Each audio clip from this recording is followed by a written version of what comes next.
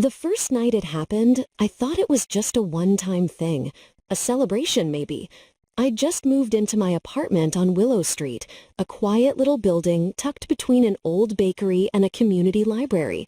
It was perfect, or at least it seemed so. I'd spent weeks saving for that place. After years of chaotic roommates, I finally wanted peace. Just me, my plants, and the soft hum of silence. But peace, I learned, is a fragile thing. It started around 11 p.m., a heavy bass line thudding through the walls, followed by a man's voice shouting along, off-key, drunk, and oblivious. I tried to be patient. I figured maybe it was his birthday, or a few friends over. I could handle one loud night. By 2 a.m., my patience was gone. I banged on the wall once, twice, nothing. The music got louder, like he was mocking me. Eventually, I shoved a pillow over my head and waited for it to end. It didn't. His name was Evan Rourke, and he lived right next door. Mid-30s, single, and perpetually loud. I met him the next morning when I stepped out to grab my mail. He was standing in the hallway wearing sunglasses and holding a mug that said, "Work hard, party harder." I forced a polite smile. "Hey, about last night—" "Oh," he interrupted, grinning. "Did we keep you up?" He said we, but I hadn't heard anyone else. I nodded slightly. Yeah, the music was pretty loud. He shrugged. "Sorry about that, neighbor. I'll keep it down." He didn't. That night, it happened again and again. Sometimes music, sometimes loud laughter, sometimes him yelling into his phone at 3 in the morning. I left polite notes on his door. I tried knocking again. He ignored it.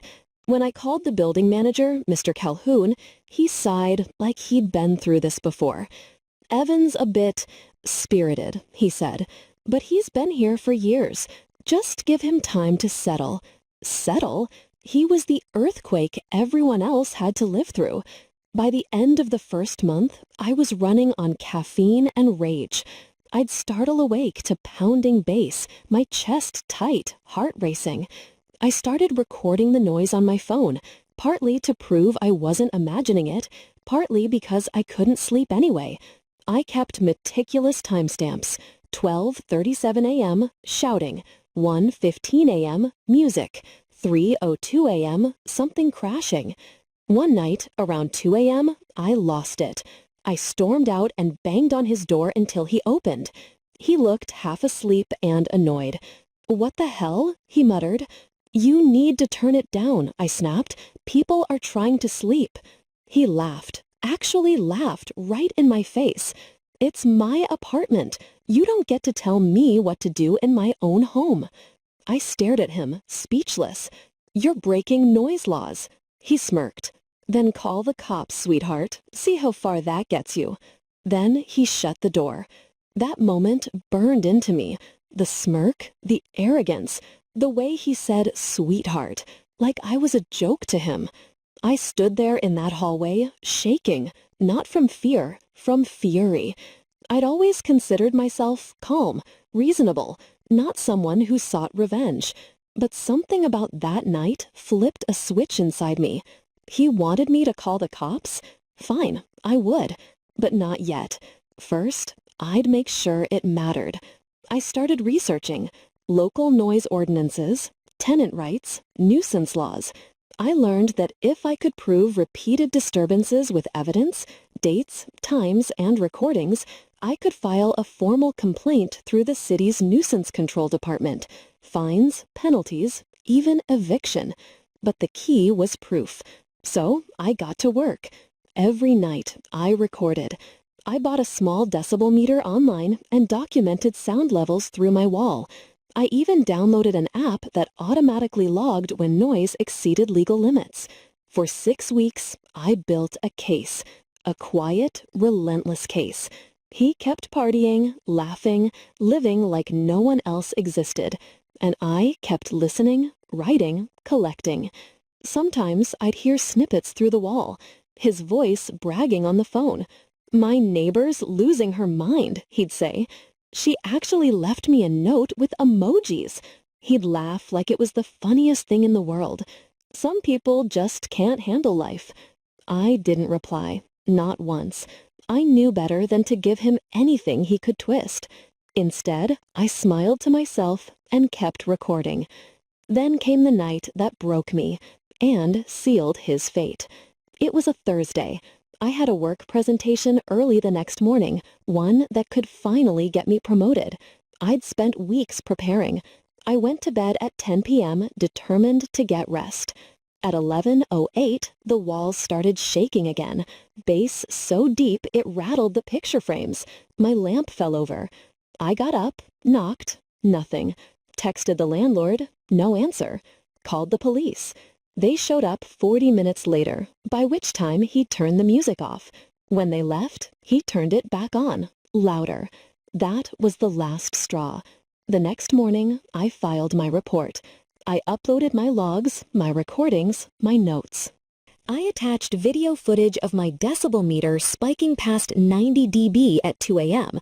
I even found the local clause that allowed for civil penalties when repeated complaints led to verified violations.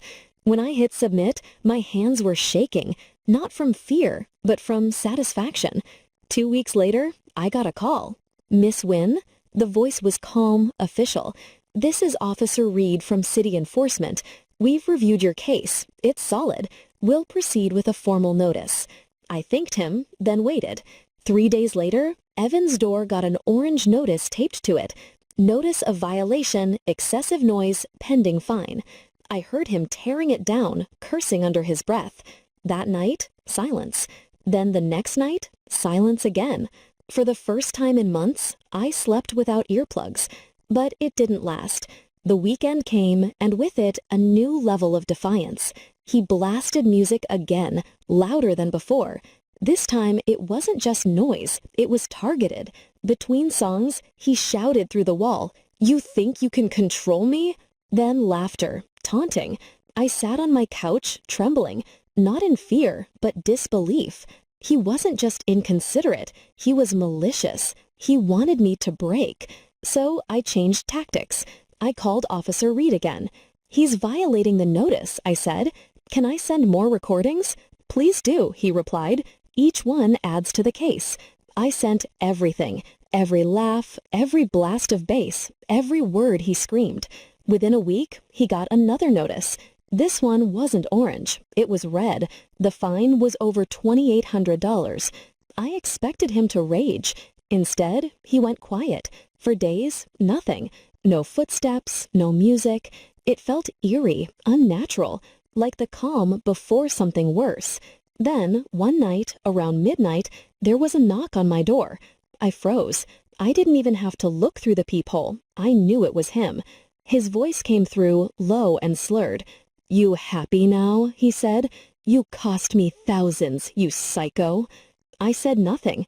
My heart was pounding so hard I could feel it in my fingertips. "You think you won," he muttered. "You'll see." Then silence. I didn't sleep that night. The next morning, I reported the incident. Officer Reed advised me to install a camera near my door just in case. I did. I wasn't taking chances. For the next few days, he was quiet again. Too quiet. Then, one evening, I came home to find trash scattered across my doormat. Beer cans, cigarette butts, a note that said, "Lighten up." That was it. I submitted the footage to the enforcement department and filed a restraining complaint. Reed personally called me 2 days later. "Miss Wynn, thank you for your continued cooperation. The department has escalated your case. Mr. Rourke's behavior qualifies as harassment under city nuisance law. We're moving forward with an order." When I hung up, I sat in silence. Months of anxiety, sleepless nights, frustration, all coiling into one moment of pure, quiet satisfaction. 2 weeks later, a city officer and a uniformed police sergeant knocked on Evan's door. I opened mine slightly and watched from the crack. The officer handed him a thick envelope. "You've been fined under the city's chronic nuisance statute. Continued violations may result in eviction or legal prosecution." Evan's face went pale. "This is insane," he said. "I was just playing music." The sergeant didn't flinch. "Then I suggest you stop." That was the last conversation I ever heard through the wall. Within a month, his apartment went dark. No music, no laughter, no footsteps. Then, one morning, I heard movement. Boxes, the sound of furniture scraping. I peeked through my peephole and saw him carrying his stereo out, eyes hollow, jaw tight. He didn't look at me, not once. When the door finally shut behind him for good, I exhaled for what felt like the first time in months. The silence that followed wasn't just quiet, it was freedom. A week later, I got an envelope from the city. Inside was a copy of the final report. Case resolved, nuisance verified, defendant relocated. At the bottom, in Officer Reed's handwriting, was a single note. You did everything right. I taped it inside my kitchen cabinet, not as a trophy, but as a reminder. A reminder that sometimes justice doesn't come with flashing lights or dramatic confrontations. Sometimes it's slow, methodical, quiet. The kind that builds in the background until the person who tormented you realizes too late that you were never powerless. You were patient. Every now and then, when I walk past his old door, I catch the faint smell of dust and faint echoes of what used to be chaos. I smile.